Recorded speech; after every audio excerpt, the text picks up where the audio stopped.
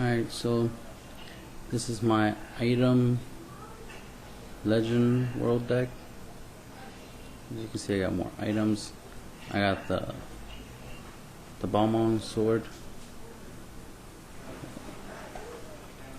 which is dragon hate, specific for slaying dragons, so you have to have a dragon slaying item. I got burning sword because it's a 4K 2 crit, and I could afford the 1 gauge, so it's not a problem. That 2 crit's useful. And then of course I got my standard burning bow because I can attack with it while I have a monster in my center. Which in some scenarios I probably won't even have a monster in my center because of the fact that I'll be trying to use I'll try to be using item cards and I'll be trying to swap them out. So of course I got Sylph.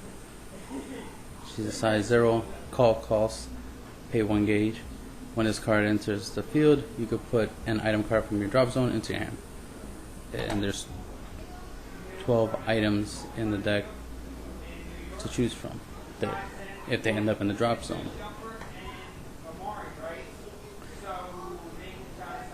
Actor Knight's Hangman, another size 0, 1 gauge to cast. As a 3K 1 crit. It's generic. Size 1, 7K, 1 crit, 3K defense. Wawel Drach. He's a good one, good grade 1 obviously. 7K grade 1 is always good, especially for link attacks among other things. Combat unit, Guardian Rook, just because he has 4K power and 5K toughness.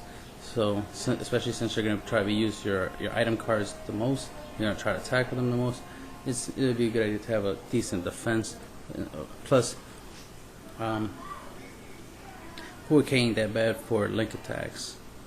Especially if you link attack with an item, so that you can have more power, so that way that item can effectively do what it normally should do.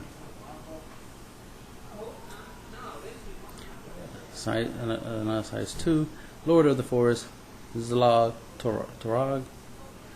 When this card enters the field, put the top 2 cards of your deck into your gauge. So this is how you get your little gauge ramp up, your little mana ramp, whatever you want to call it. It has 3K power, 2 crit, and 8,000 defense. That's awesome.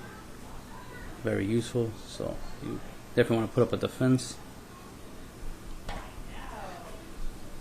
so we can slay your opponent's monsters with your item cards. Armored Dragon Colibre, more defense just because it has soul guard capabilities. Dealing damage is always important, so you got the penetrate ability as well. Call cost, page 2 gauge, and put the top card of your deck into this card's soul, so that we can have soul guard. It's a 7K 2 crit with 5,000 defense. Order of the Dullahan, cast cost, pay 3 gauge. You may only cast this card if you have 6 or less life. For the turn, all wider Sakar on your field get double attack.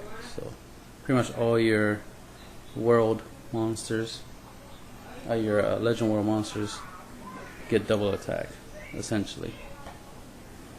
Alright, so that's a good effect. Generic set card, set spell.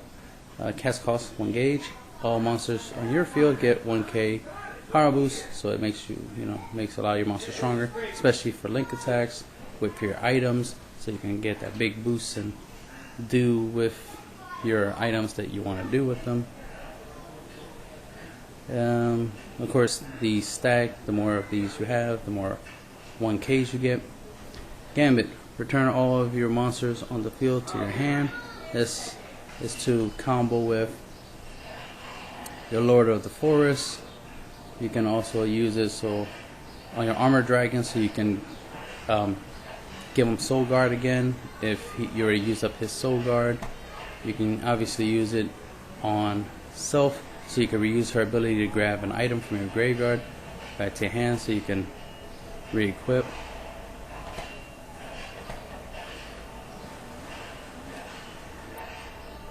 This is the Pageman sword. It'll let you kill anything. I forgot to edit this card, but it'll let you kill when you attack a monster.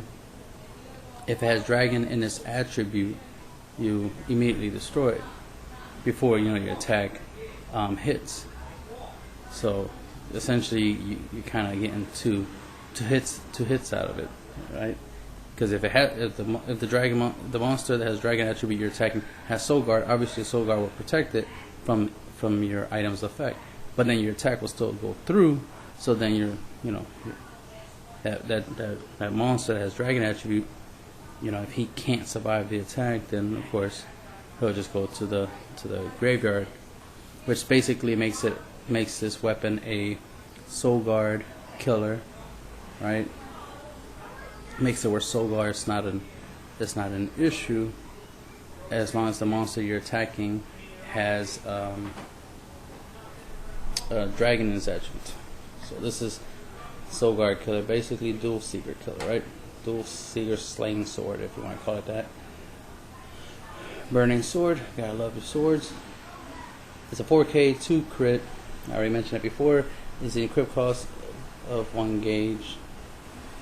It's a 2 crit. It's not that hard to pay the 1 gauge. You have plenty of gauge in this deck to play it. If you end up filling up your field, like your center for example, you can use Burning Bow, and this will allow you to well, one, you can obviously link attack, so that's always good. You could also attack with it even if you have a monster in the center. And this is just a generic buddy because there's no need for me to have a buddy per se. I don't really buddy call that often, but if I ever do need the ability to buddy call, that's why the buddy's there, right? And she's awesome looking, so that's why High Priestess is in there. And of course your flag, legend flag, so you can play all your legend and generic cards. And that's the end of the deck profile.